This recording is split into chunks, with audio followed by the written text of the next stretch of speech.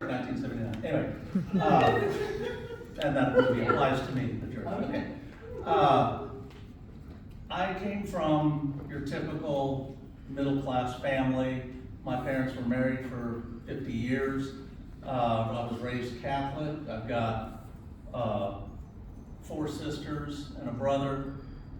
We had a typical family and fighting and things like that. But, nothing really dramatic in my childhood growing up. I was a nerdy geek in school. I was in ROTC and band. And I just did my own thing, but I never felt whole.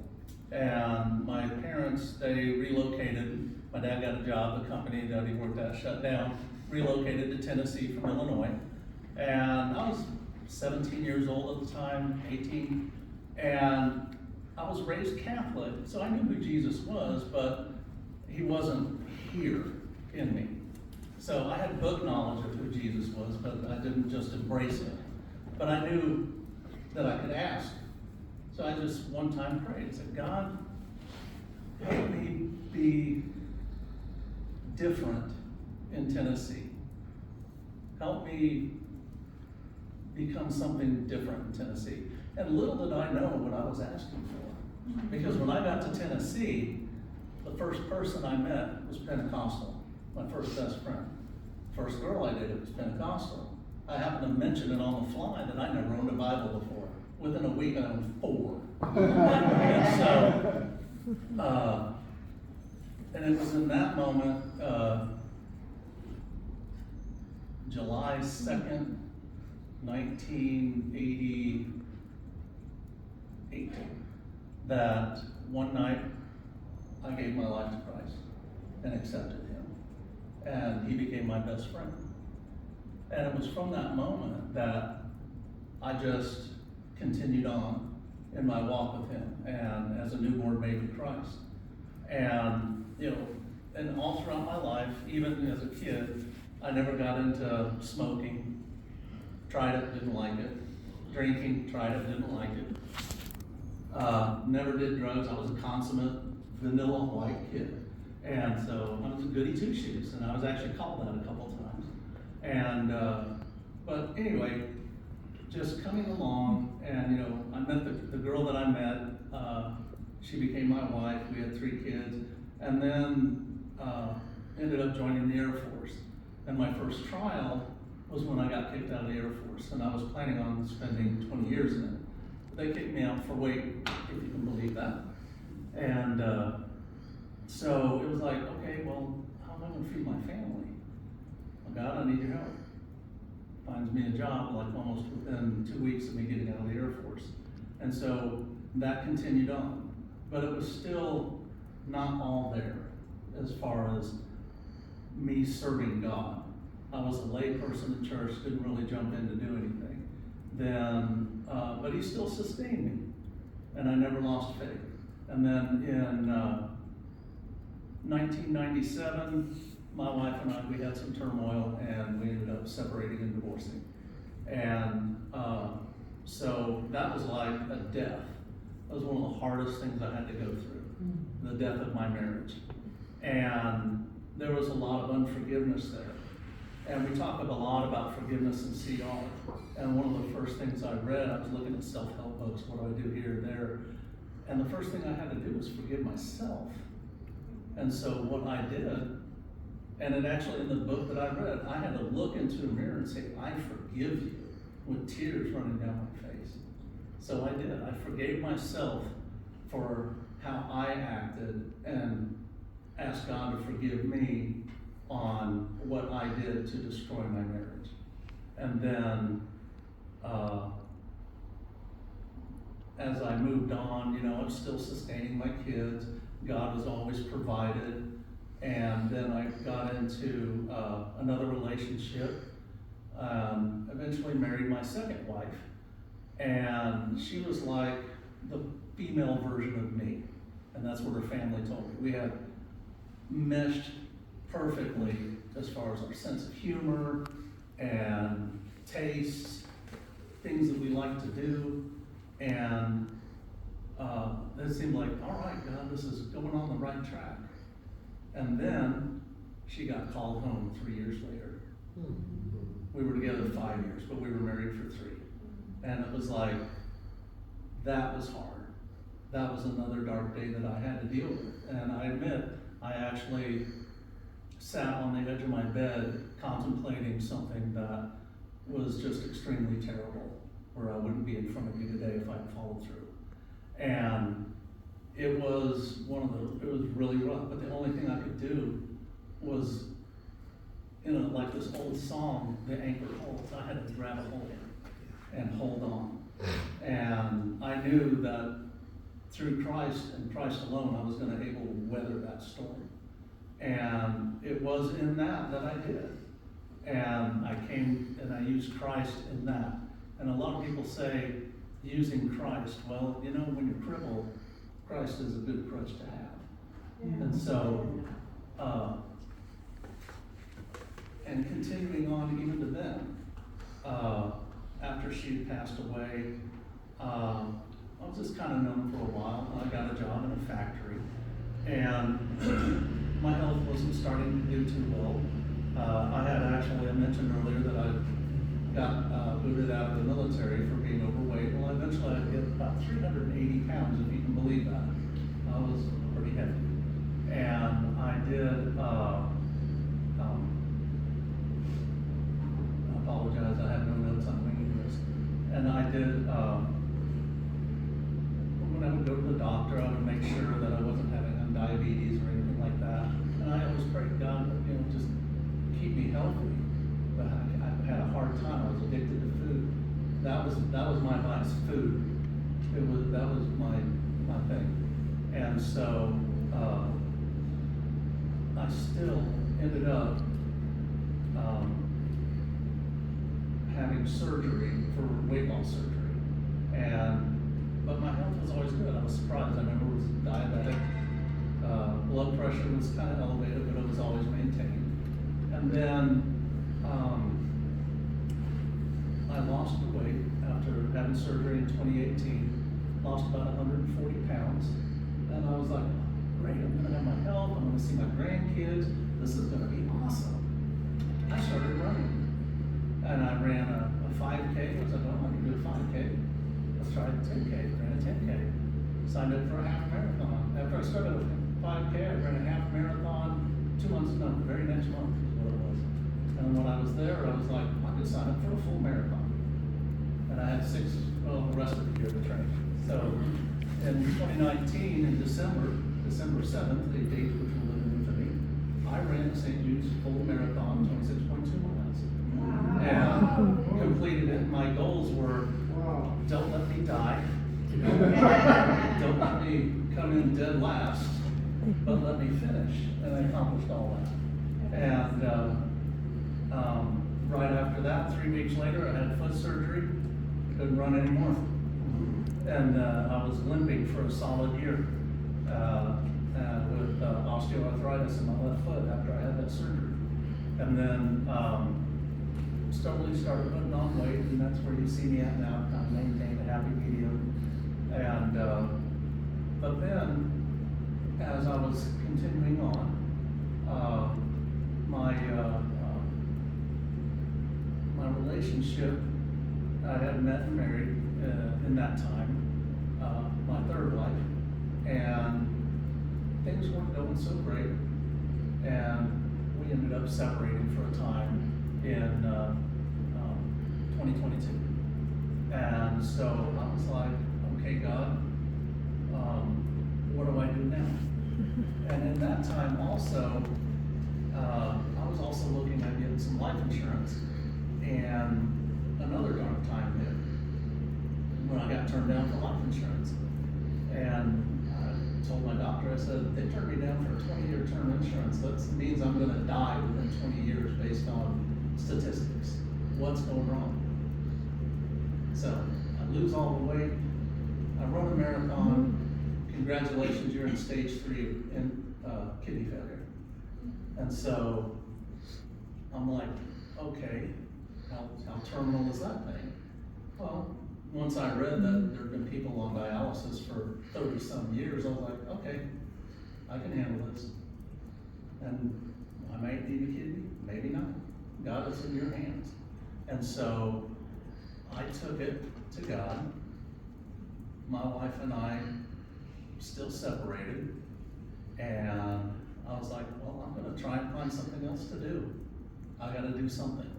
So I applied for a job with CSX Railroad, and they actually told me there is no way you are gonna get a job at CSX. Heard that from multiple people. Kidney disease, 55 years old at the time, 55, 54, and walking with a partial limp.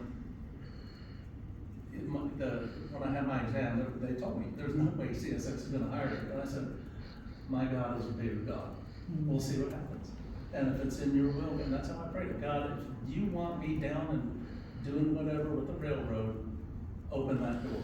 If it's what you want. If not, close it, and I'll just keep doing what I'm doing. It's just show me what to do. That door opened, and I ended up here.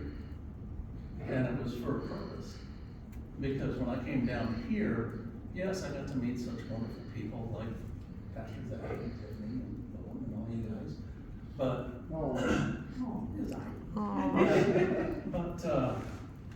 but when I got down here, God used that situation also to restore my marriage. Because shortly after I got here, I was surprised by my wife and my stepdaughter that they were gonna come down and visit. And it was just supposed to be a visit, but they showed up and a whole day early. And I just came home from work, and there they were, all their stuff was inside my apartment. I'm like, well, this is cool. And I mean, I was expecting them, but they were coming down. They were relocating down here. And the bonus point of that was that with my daughter, and this is her testimony, so I'm just gonna touch on it, is that my daughter, she left 5 years out of the sex industry. And I knew that coming down here, the Lord was using me to reestablish that family, reestablish that bond with her, and give her a foundational rock so that she can grow in Christ.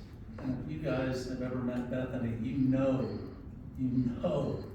how much she loves God, everything in her.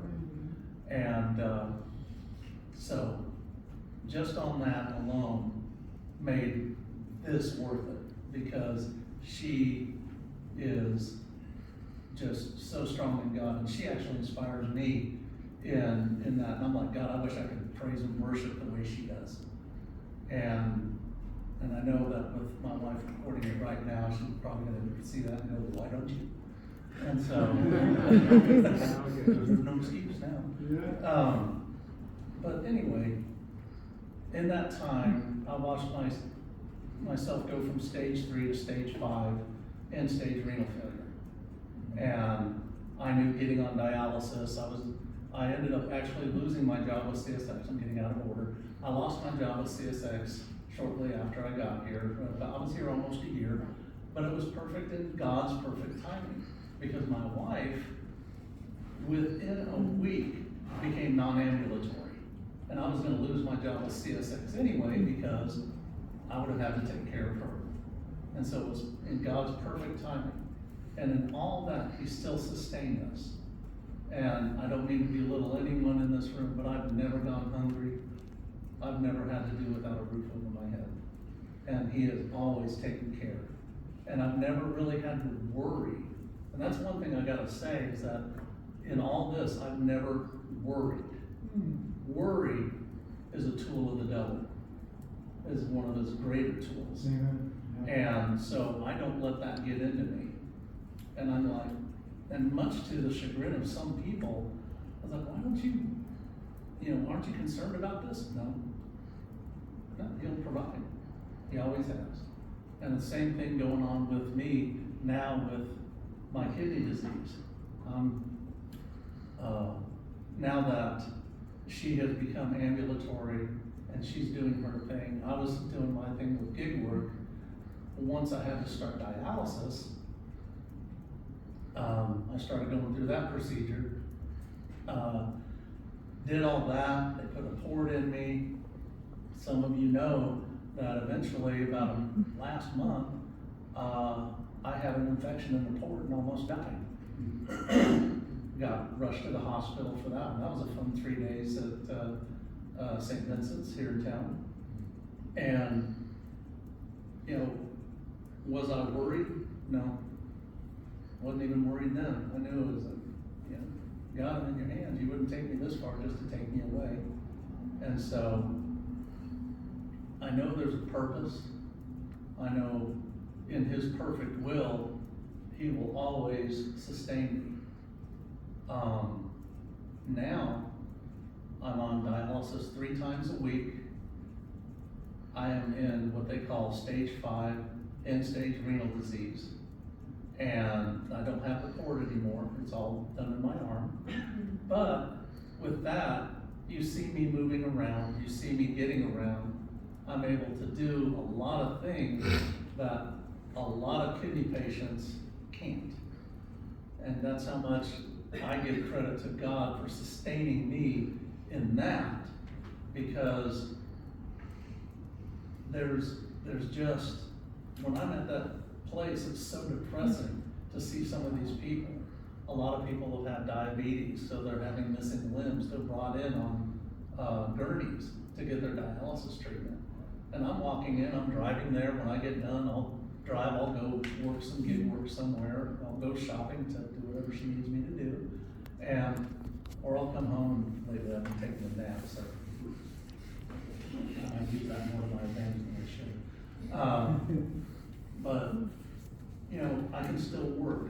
I'm so thankful to my God that He has given me the strength, and I'm crediting this to godly strength to keep and sustain me and keep me going. And they told me that it was going to be 5 to 10 years before I would even get a new kidney, unless somebody could be a live donor.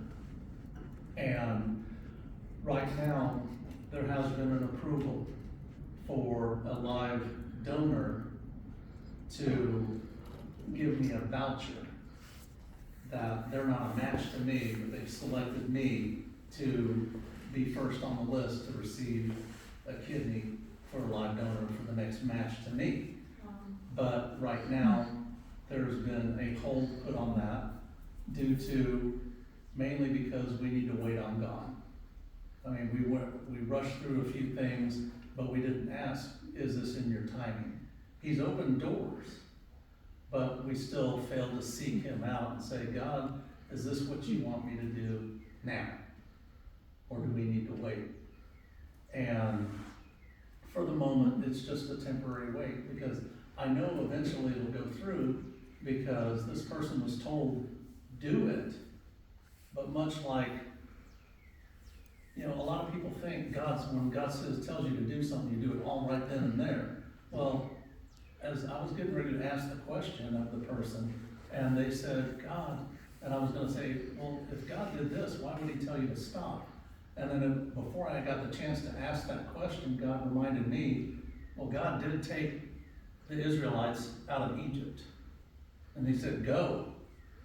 But He didn't, but He told them to wait for 40 years in the desert before they got to cross over the Jordan. And so, I hope I don't have to wait that long, but, if I have to, I have to. But I know, that was just the analogy that was given to me, that's one thing. God can tell you to move to get you into a certain place, and then have you wait until you're ready to go. And so, in all that, all I can say is that through the death of a spouse, the death of a marriage, separation, reconciliation, facing loss of one of the best jobs I ever had, where I had the most fun at, which was the railroad, proving to everyone that, I could do it, and then receiving that diagnosis of kidney disease, and then moving and progressing on to end stage, and then just the strength that I've got going on, all I can do is just give it up to the man above who gave it to me. Because without him, I am nothing. And if you really think of it, his breath literally is Yahweh. And it's not just the word Yahweh, it's Yahweh. So inhale, exhale, Yahweh. And from our moment we breathe in, the first thing we say is Yah, when we take in our first breath as a babe. And the last thing we say is Way, when we exhale our last breath when we die. So God is first, and God is last in our life. I changed the God to your. Yeah. Middle. But I don't know how much time I've used up or burned. You've got a few more minutes. Anyone can I've got a question. I can take any I questions. know something amazing happened to you here at Celebrate Recovery. One of the first times you sat in the share time and you weren't going to share anything and someone did. Can you share a little bit? Absolutely. Thank you. That's one of the reasons why we probably should write down the testimonies. And I should relate it to CR. Yes, whenever I started going to Go Life Church a couple of years ago, PZ mentioned, hey, we need some help, just loving on some homeless. And so I was like, you know what, that's perfect. I'll start doing that. And so we started doing that, started participating in serving, cleaning, and things like that. And I sat in groups, and I just watched. I didn't participate, pass, until one day, y'all may remember him, he goes by ZZ Top. He mentioned that he had been delivered from pornography. And that was absolutely something that I could relate to. A lifetime of pornography. And I was like, okay, God. And so I started speaking out in that. And then that was my first chip that I got. And I have been, I believe, just over 18 months pornography free now, whenever no soaking whatsoever, like, oh, this ain't gonna hurt for me to look at this. Right. Nothing. The desire to pull it out and just look it up is gone. And, even out here and being on the beach and things like that, you can have soft stuff. So Pastor gave me an idea of bouncy eyes. Try to look straight ahead. Don't even bother looking when you're driving past. And that's kind of hard whenever you're doing food delivery everywhere on the beaches. And so I just focus on what I'm doing and ignore everything else. Any other questions? Anybody got any questions? I know you kind of hit on this, but what's the next step for your medical recovery? I know you're waiting on the Lord. Right, waiting on the Lord.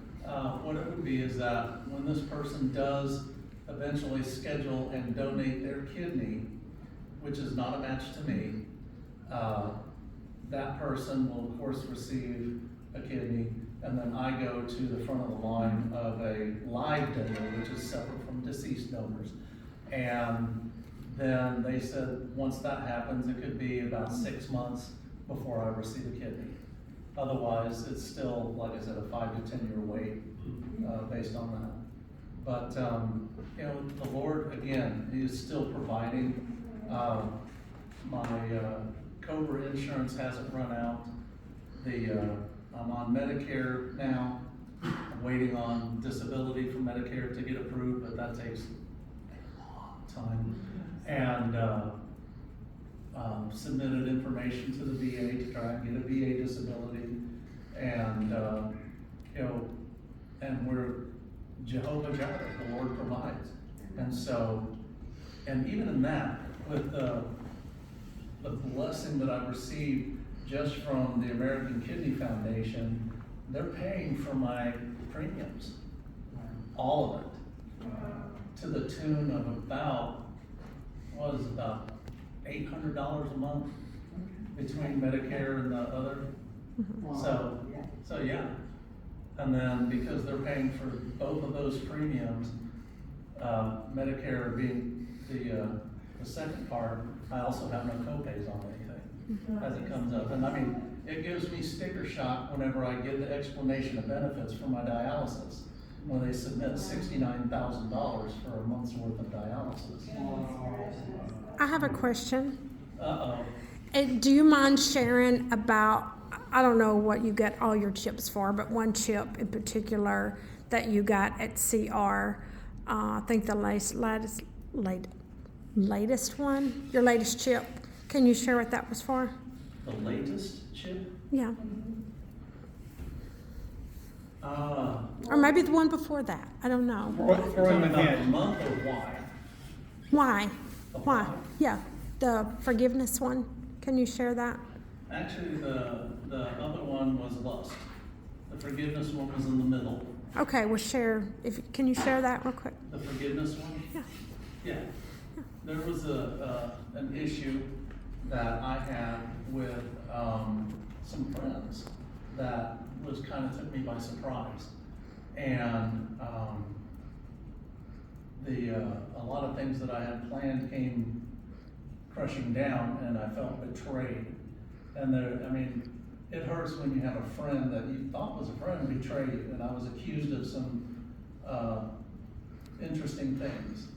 And, I had to get and seek forgiveness in that and forgive them for saying those things about me. And it was a tough road to hoe because I was bitter. I sat over there and I was like, no, I'm not gonna get that forgiveness chip. No, I'm not gonna do it. No. So I will also say this, if something is pricking at your heart to get a blue chip, God's, like the song says, he runs after you. So he's gonna be chasing you until you get your blue chip and do what you need to do and start your progression into healing your hurts, habits, and